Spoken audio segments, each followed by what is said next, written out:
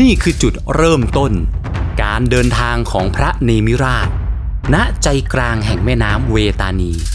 เป็นจุดเริ่มต้นแห่งดินแดนเพลิงในนรกเหล่าผู้ทำบาปที่ได้ทำเหตุอันน่าสะพรึงกลัวอะไรไว้เส้นทางสู่สวรรค์ชั้นฟ้ามันจะเป็นอย่างไรการผจญภัยครั้งนี้จะสนุกหรือน่าตื่นเต้นแค่ไหนเชิญมารับชมกันในเรื่องพระเนมิราชชาดก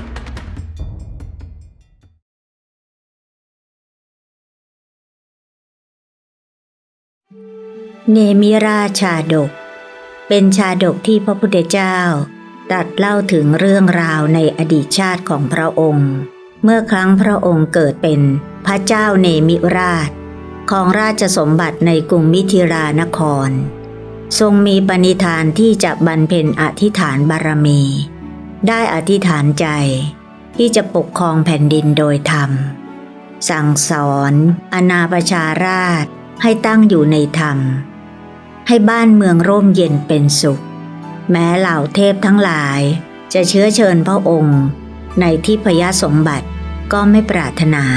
อธิษฐานใจที่จะทำบุญกุศลด้วยพระองค์เองเนมิราชชาดกปรากฏอยู่ในพระไตรปิฎกขุททกนิกายชาดกมหานิบาตและอรรถกถาขุททกนิกายชาดกมหานิบาตขณะตรัสเล่าเรื่องเนมิราชนั้นพระพุทธองค์ประทับอยู่ที่พระราชอุทยานอัมพวันของพระเจ้ามคเทวราชทรงอาศัยกรุงมิถิรานครแคว้นวิเทหะนั่นเองสำหรับบิณฑบาตในเวลาเย็นวันหนึ่ง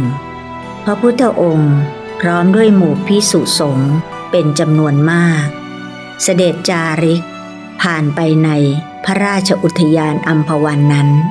พระพุทธองค์ทอดพระเนตรภูมิประเทศแห่งหนึ่ง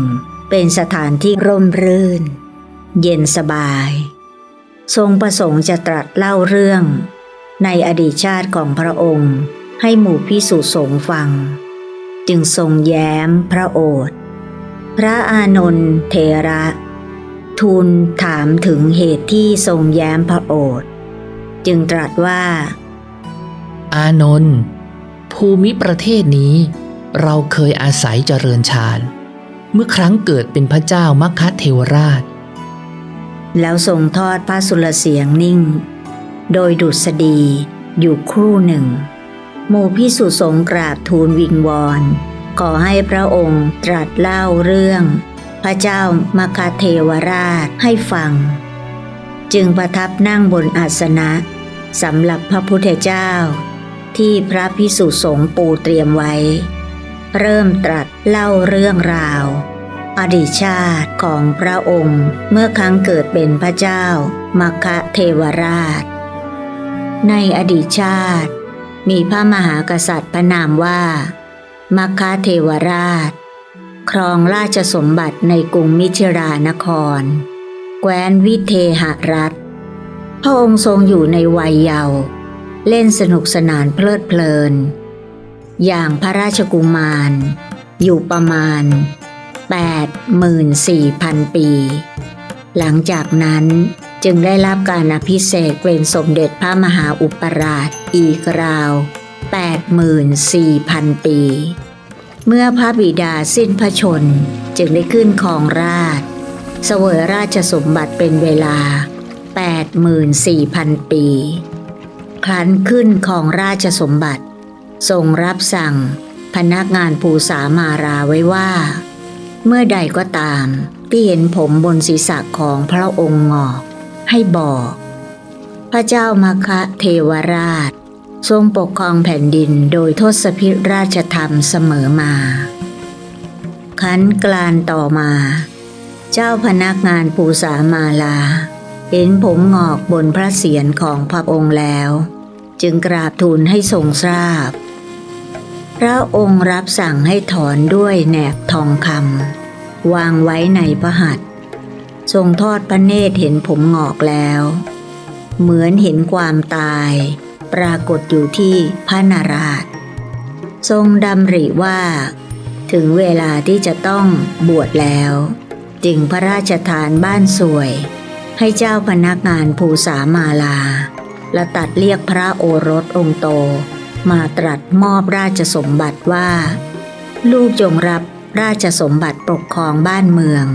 พ่อจะบวชพระโอรสทูลถามถึงเหตุที่ทรงผนวดโป้งจึงตรัสว่าผมงอกบนศีรษะของพ่อเป็นเทวทูตมาปรากฏบ่งบอกให้รู้ว่าพ่อแก่แล้วจึงเป็นเวลาที่พ่อจะต้องบวชพระองค์ทรงอภิเษกพระโอรสไว้ในราชสมบัติตรัสสอนว่าแม้ตัวลูกเองเมื่อเห็นผมงอกอย่างนี้แล้วก็จงบวชแล้วเสด็จออกจากพระนครทรงผนวดเป็นฤาษีในพระราชอุทยานอัมพวันนั่นเองเจริญพรหมวิหารสี่ตลอด 84,000 ปีก็สิ้นพระชนม์ไปเกิดในพรหมโลกแม้พระมหากษัตริย์ผู้เป็นพระราชโอรสของพระเจ้ามัคคะเทวราชพระองค์ต่อมาก็ปฏิบัติตามวงของปฐมบรมมหากษัตริย์ยาธิราชสืบต่อมายาวนานเกือบ 84,000 พระองค์พระมหากษัตริย์ทุกพระองค์ทอดพระเนตรเห็นเส้นผมบนศีรษะงอกแล้วก็ทรงผนวดในพระราชอุทยานอัมพวันแห่งนี้เจริญพรหมวิหารสี่ครั้นสิ้นพระชนม์ก็ไปเกิดในพรหมโลกบรรดาพระมหากษัตริย์ที่สืบต่อกันมาเกือบ 84,000 พระองค์นั้นพระเจ้ามัคคะเทวราชที่ทรงเป็นต้นราชวงศ์กษัตริย์นักบวชซึ่งได้ไปเกิดในพรหมโลกก่อนกษัตริย์ทุกพระองค์ทรงตรวจดูวงของพระองค์ทราบว่าราชวงศ์ของพระองค์สืบทอดการออกบวชมายาวนานถึง 83,998 พระองค์ก็ทรงยินดีทรงพิจารณาต่อไปว่าจากนี้ไปราชวงศ์กษัตริย์นักบวชจะยังมีผู้สืบทอดอยู่อีกหรือไม่หรือว่าจะขาดศูนย์ราชวงศ์แล้วก็ทรงทราบว่ากษัตริย์พระองค์นี้เป็นองค์สุดท้ายจะสิ้นสุดราชวงศ์นักบวชลงแต่เพียงเท่านี้ทรงคิดว่าตัวพระองค์เองควรจะสืบต่อพระราชวงศ์ของพระองค์จึงจุติจากพรหมโลกลงมาปฏิสนธิในครรภ์ของพระอัครมเหสีของพระราชาในกรุงมิถิรานครเป็นพระมหากษัตริย์ลำดับที่ 83,999 แห่งราชวงศ์นักบวชเมื่อพระกุมารประสูติพระราชาตรัสเรียกพราหมณ์มาทำนายลักษณะพวกพราหมณ์ตรวจดูลักษณะแล้วกราบทูลให้ทรงทราบว่าพระราชกุมารผู้สืบราชวงศ์นักบวชมาประสูติแล้วหลังจากพระกุมารพระองค์นี้จะไม่มีพระมหากษัตริย์พระองค์ใดจากราชวงศ์นี้ออกบวชอีกต่อไปพระราชาสดับดังนั้นทรงดำริว่าพระโอรสพระองค์นี้เกิดมาเพื่อสืบพระราชวงศ์ดุจล้อรถนำรถให้เคลื่อนไปจึงขนานนามว่าเนมิกุมารแปลว่าพระกุมารผู้เกิดมาเพื่อสืบต่อพระราชวงศ์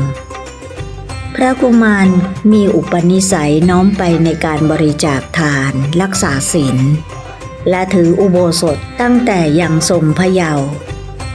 ครั้นอยู่ต่อมาพระชนกทอดพระเนตรเป็นเส้นผมบนพระเศียรงอก็พระราชทานบ้านสวยแก่เจ้าพนักงานภูษามาลามอบราชสมบัติแก่พระราชโอรสแล้วทรงผนวดในพระราชอุทยานอัมพวันตามโบราณราชประเพณีนั่นเองครั้นสิ้นพระชนม์แล้วก็ไปบังเกิดในพรหมโลกเมื่อพระเจ้าเนมิราชของราชสมบัติในกรุงมิถิรานครพระองค์อธิษฐานใจที่จะปกครองแผ่นดินโดยธรรมสั่งสอนอาณาประชาราษฎร์ของพระองค์ ให้ตั้งอยู่ในธรรมพระองค์โปรดให้สร้างโรงทาน5 แห่งคือประตูพระนคร4 แห่งส่วนโรงทานอีก1 แห่งให้ตั้งตรงกลางพระนครทรงมีพระราชอัธยาศัยน้อมไปในการให้ทานพระราชทานทรัพย์ที่โรงทานแห่งละ100,000 กหาปณะรวมเป็นทรัพย์ที่บริจาคในแต่ละวันถึง500,000 กหาปณะทรงรักษาศีล5เป็นประจำสมาทานรักษาศีลอุโบสถทุกวันพระอุโบสถทรงนำอาณาประชาราษฎร์ให้ทานแสดงธรรมสั่งสอนให้ประชาชนทราบทางที่จะไปเกิดในสวรรค์กระตุ้นเตือนให้กลัวนรกประชาชนฟังพระบรมราโชวาทของพระองค์แล้วประพฤติธรรมให้ทานเป็นต้นตั้งแต่นั้นมาบ้านเมืองก็ร่มเย็นเป็นสุขประชาชนที่ทำตามพระบรมราโชวาทของพระเจ้าเนมิราชครั้นสิ้นชีวิตก็ไปบังเกิดในสวรรค์ขณะนั้นสวรรค์เต็มไปด้วยเหล่าเทวดาส่วนนรกเงียบเหงาเหมือนว่างเปล่าการนั้นหมู่เทวดาในสวรรค์ชั้นดาวดึงส์ประชุมกันที่เทวสภาชื่อสุธรรมาต่างสรรเสริญพระโพธิสัตว์ว่าพระเจ้าเนมิราชเป็นพระอาจารย์ของพวกเราเพราะอาศัยพระองค์แนะนำสั่งสอนพวกเราจึงได้เสวยทิพยสมบัติในสวรรค์แม้ในโลกมนุษย์มหาชนก็สรรเสริญคุณของพระโพธิสัตว์เช่นกันเสียงเล่าขานสรรเสริญของพระเนมิราชแผ่ไพศาลไปเหมือนน้ำมันที่เทราดลงกลางมหาสมุทรลอยฟ้องกระจายแผ่ไพศาลไปทั่วท้องน้ำเมื่อพระเจ้าเนมิราชทรงบริจาคทานอยู่พระองค์ก็เกิดความสงสัยในทานว่าระหว่างการให้ทานกับการประพฤติพรหมจรรย์อย่างไหนมีอานิสงส์มากกว่ากันพระเจ้าเนมิราชทรงสมาทานอุโบสถศีลในวันอุโบสถขึ้น15 ค่ำทรงเปลื้องเครื่องทรงของพระราชาออกหมดบรรทมบนที่นอนปูราดที่พื้นหลับไปตลอด2 ยามตื่นบรรทมในเวลาใกล้รุ่งสางทรงคูบัลลังก์นั่งขัดสมาธิดำริว่าพระองค์ให้ทานเป็นจำนวนมากแก่มหาชนทั้งศีลก็รักษาระหว่างการให้ทานกับการประพฤติพรหมจรรย์อะไรมีอานิสงส์มากกว่ากันทรงพิจารณาอยู่ก็ไม่สามารถตัดความสงสัยได้ขณะนั้นพิภพแห่งท้าวสกะเทวราชเกิดร้อนลุ่มบรรทุกกรรมพลศิลาอาจก็แข็งกระด้างท้าวสกะ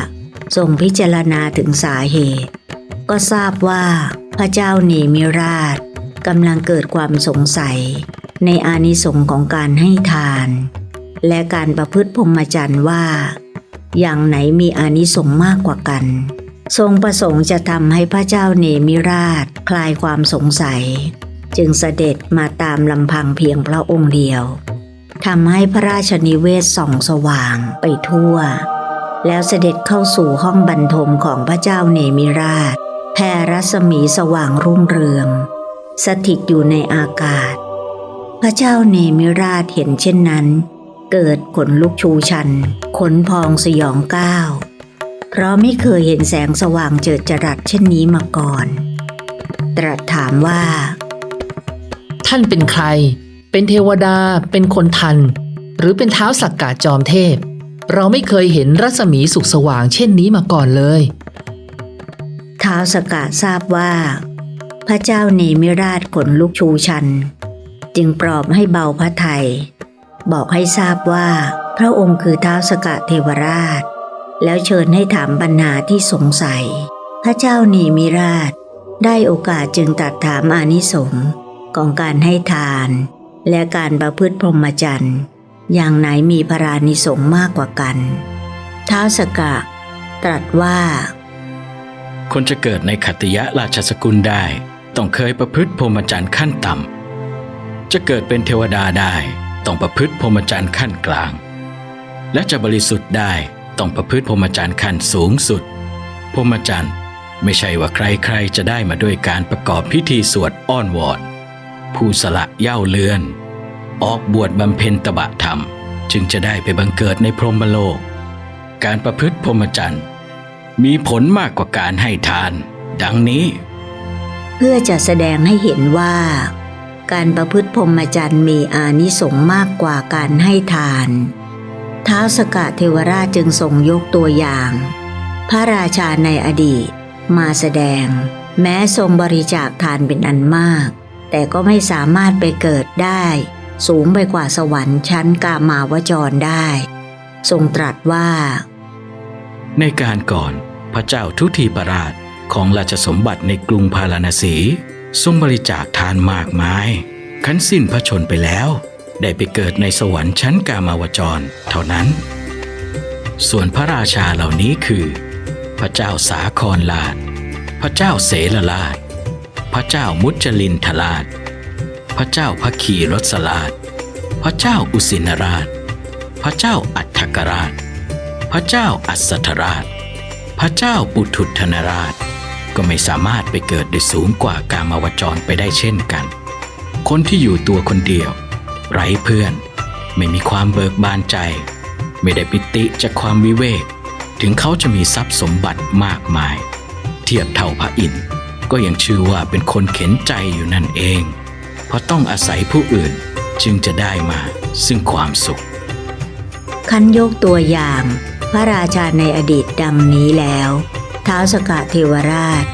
ได้ยกตัวอย่างฤาษีผู้ประพฤติพรหมจรรย์ขันตายไปแล้วไปเกิดในพรหมโลกว่าเหล่าฤาษีทั้งหลายมียามหานุฤาษีโสมยาคฤาษีมโนชฤาษีสมุทธฤาษีมาคฤาษีพรตฤาษีกาลปุลักขิตฤาษีอังคีรสฤาษีกัสสปะฤาษีกีสวัชฤาษีและอกัตติฤาษีเป็นต้นต่างสละเหย้าเรือนออกบวชบำเพ็ญตบะธรรมจึงสามารถก้าวข้ามสวรรค์ชั้นกามาวจรไปเกิดในพรหมโลกได้ท่านเหล่านี้อาศัยอยู่บริเวณแม่น้ำสีทาอันกว้างใหญ่ในป่าหิมวันท้าวสกะเทวราชเมื่อจะพรรณนาอานิสงส์การประพฤติพรหมจรรย์ของเหล่าฤาษีให้พระเจ้านีมิราชเกิดความเลื่อมใสจึงตรัสต่อไปว่าแม่น้ำสีทาไหลตามศอกเขาสุวรรณบรรพตเป็นแม่น้ำที่ใสมากแม้แต่เรือก็ข้ามได้ยากขนาดขนหางนกยูงตกลงไปก็จมลงถึงพื้นแม่น้ำนี้จึงชื่อว่าสีทาที่ฝั่งแม่น้ำมีเขาสุวรรณบรรพตเปล่งแสงเรืองรองมีสีเหมือนเปลวเพลิงลุกโชติช่วงสุกสว่างอยู่ตลอดเวลามีต้นกฤษณางอกงามตรงกลิ่นหอมมีภูเขาน้อยใหญ่ทอดเทือกสลับซับซ้อนพื้นป่างอกงามปกคลุมไปด้วยแมกไม้นานาพันธุ์ผลิดอกออกผลงามสล่างมีฤาษีรุ่นเก่าแก่ประมาณ10,000 รูปอาศัยอยู่ที่ภูเขาแห่งนั้นหม่อมฉันเป็นผู้ประเสริฐสุดด้วยการให้ทานด้วยการสำรวมระวังและการฝึกหัดตนเองอุปถากฤาษีเหล่านั้นผู้มีวัดปฏิบัติงดงามไม่คลุกคลีด้วยหมู่คณะปลีกตนอยู่ผู้เดียวมีจิตเป็นสมาธิมั่นคงหม่อมฉันน้อมนมัสการหมู่ฤาษีเหล่านั้นผู้ปฏิบัติตรงถึงแม้จะมีชาติตระกูลหรือไม่ก็ตามสัตว์ทั้งหลายมีกรรมเป็นเผ่าพันธุ์แม้นเป็นคนในวรรณะหากไม่มีธรรมก็ต้องตกนรกผู้อยู่ในวรรณะทั้งหลายมีความบริสุทธิ์ก็เพราะการประพฤติธรรมฤาษีเหล่านั้นทั้งหมดล้วนได้บรรลุโลกียอภิญญา5และสมาบัติ8บางรูปไปภิกษาจารย์ถึงอุตรกุรุทวีปบางรูปนำผลชมพู่ใหญ่มาฉันบางรูปนำผลไม้หลากชนิดในป่าหิมวันมาฉัน บางรูปไปภิกษาจารย์ที่นครต่างๆในชมพูทวีปแม้เช่นนั้นก็ไม่มีท่านใดยึดติดในรถฤาษีเหล่านั้นใช้เวลาให้หมดไปกับความสุขที่เกิดจากฌานอยู่มาวันหนึ่งมีฤาษีรูปหนึ่งห่อมาบิณฑบาตที่กรุงพาราณสีทางอากาศท่านนุ่งห่มเรียบร้อยมีสายตาทอดลงเดินมาจนถึงประตูเรือนของปุโรหิตปุโรหิตเห็นแล้วเกิดความเลื่อมใสในความสงบของท่านจึงนิมนต์ให้มาฉันที่บ้านตั้งใจอุปถากอยู่2-3 วันเมื่อเกิดความคุ้นเคยกันแล้วจึงเรียนถามถึงที่อยู่ของท่านฤาษีบอกให้ทราบจึงถามต่อไปว่าอยู่รูปเดียวหรืออยู่กันหลายรูปปุโรหิตจึงทราบว่าที่ภูเขาแห่งนั้นมีฤาษีอยู่กันนับหมื่นล้วนแต่ทรงอภิญญา5และสมาบัติ8ทั้งนั้นปุโรหิตเกิดศรัทธาจิตน้อมไปในการออกบวชจึงขอให้ฤาษีพาไปบวชในที่นั้นด้วยฤาษีกล่าวว่า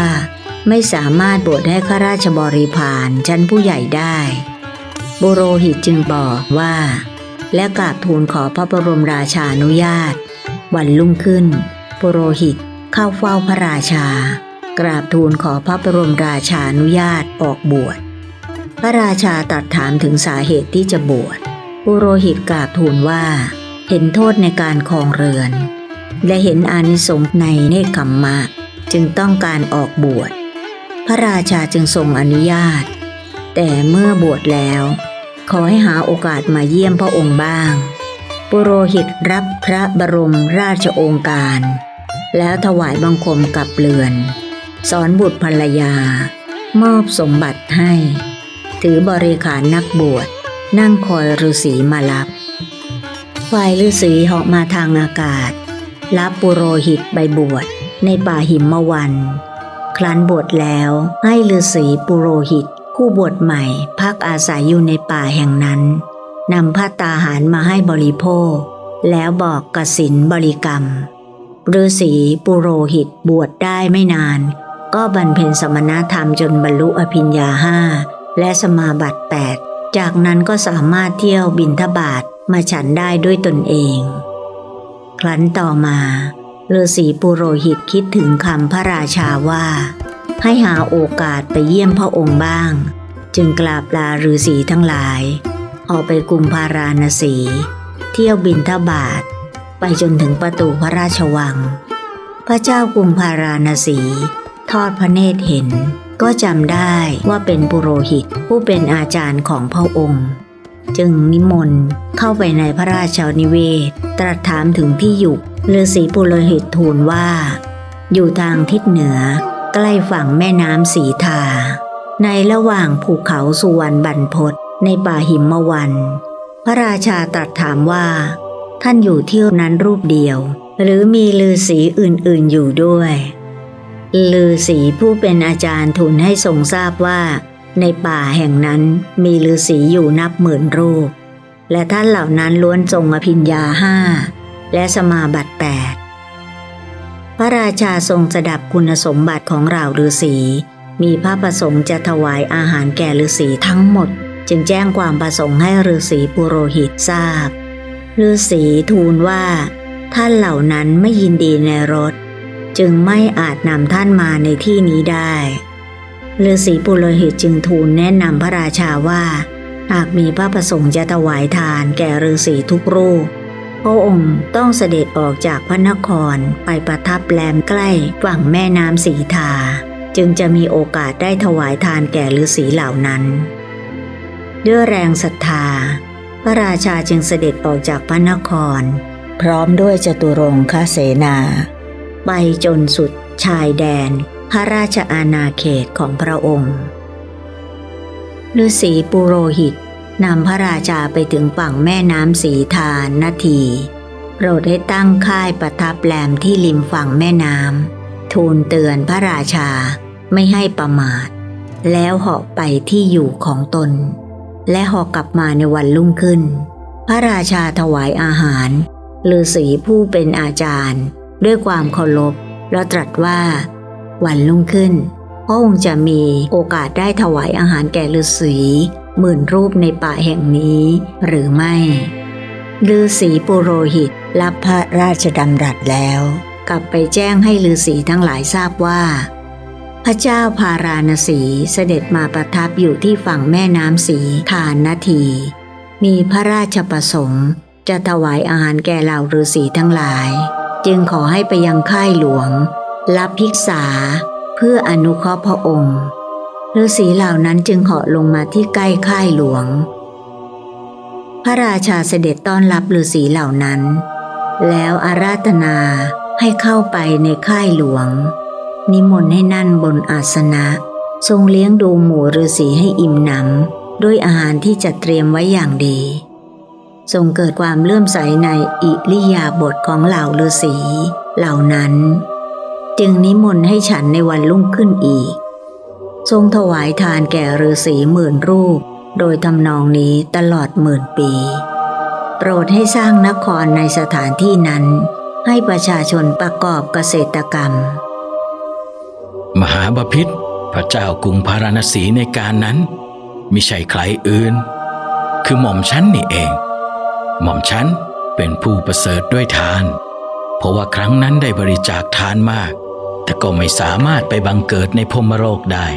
แต่ฤาษีทั้งหมดรับทานที่หม่อมฉันบริจาคก้าวล่วงสวรรค์ชั้นกามาวจรไปบังเกิดในพรหมโลกการประพฤติพรหมจรรย์มีพลานิสงส์มากกว่าการให้ทานขอพระองค์ทรงทราบตามที่กล่าวมานั้นเถิดท้าวสกเทวราชทรงถวายอนุสารพระเจ้าเนมิราชว่า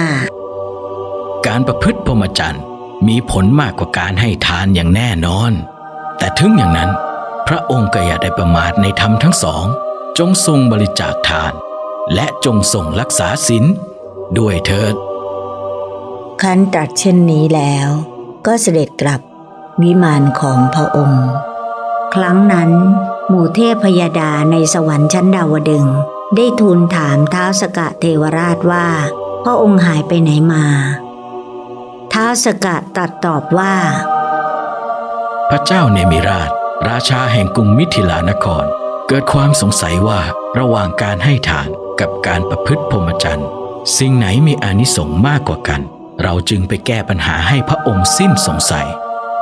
แล้วท้าวสกก็ได้ตัดคุณของพระเจ้าเนมิราชอย่างมากมายให้หมู่เทวดาฟังหมู่เทวดาฟังท้าวสกตรัสดังนี้ต้องการเห็นพระเจ้าเนมิราชจึงร้องขอให้ท้าวสกเทวราชทูลเชิญพระเจ้าเนมิราชเสด็จมาสวรรค์ว่าพระเจ้าเนมิราชเป็นพระอาจารย์ของพวกข้าพเจ้าพวกข้าพเจ้าได้ฟังโอวาทของพระองค์อาศัยพระองค์จึงได้ทิพยสมบัตินี้ข้าพเจ้าทั้งหลายต้องการเห็นพระราชาแห่งมิถิรานครท้าวสกจึงมีบัญชาให้มาตาลีเทพบุตรเทพสารถีเทียมรถเวชยันต์ไปกรุงมิถิรานครเชิญเสด็จพระเจ้าเนมิราชขึ้นยานทิพย์นำเสด็จสู่สวรรค์ชั่วขณะที่ท้าวสกตรัสอยู่กับเทวดาทั้งหลายแล้วตัดเรียกมาตาลีเทพสารถีมาตรัสสั่งและมาตาลีเทพสารถีกำลังเทียบเวชยันต์ราชรถอยู่นั้นเวลาในโลกมนุษย์ได้ผ่านไปแล้ว1 เดือนวันนั้นเป็นวันเพ็ญอุโบสถพระเจ้าเนมิราชทรงรักษาอุโบสถศีลทรงเปิดสีหบัญชรด้านทิศตะวันออกประทับนั่งอยู่ในพระตำหนักแวดล้อมด้วยหมู่อมาตย์ทรงพิจารณาศีลอยู่เวชยันตราราชรถปรากฏขึ้นเคียงคู่กับพระจันทร์วันเพ็ญทรงกฎอยู่กลางผืนฟ้า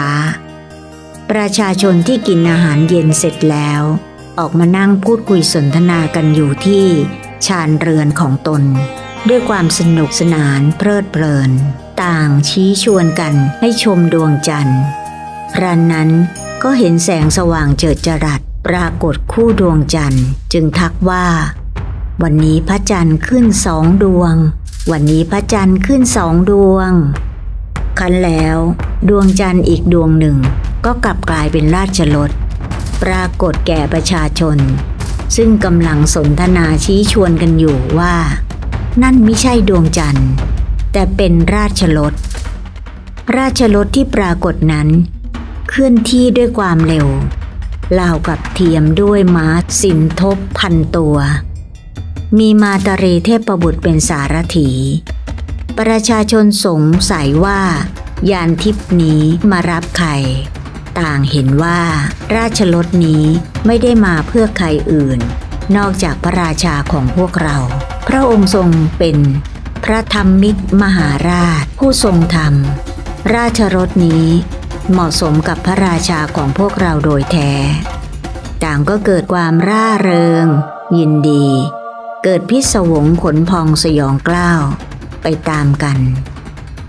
ขณะประชาชนกำลังกล่าวกันอย่างนี้มาตารีเทพบุตรได้ขับราชรถเคลื่อนมาอย่างรวดเร็วจอดราชรถที่สีหบัญชรจัดแจงเตรียมที่ประทับพร้อมกับเชิญพระเจ้าเนมิราชเสด็จขึ้นว่าขอเชิญเสด็จมาประทับบนราชรถนี้เถิดหมู่เทพในสวรรค์ชั้นดาวดึงส์พร้อมด้วยพระอินทร์ปรารถนาที่จะเห็นพระองค์จึงประชุมคอยเฝ้าพระองค์อยู่ณเทวสภาสุธรรมาพระเจ้าค่ะพระเจ้าเนมิราชทราบว่ามาตาลีเทพบุตรจะนำพระองค์ไปเทวโลกซึ่งพระองค์ไม่เคยเห็นมาก่อนจึงตรัสเรียกนางในและอาณาประชาราษฎร์มารับสั่งว่าเราไปไม่นานก็จะกลับจงทำบุญให้ทานอย่าได้ประมาทแล้วเสด็จขึ้นราชรถทิพย์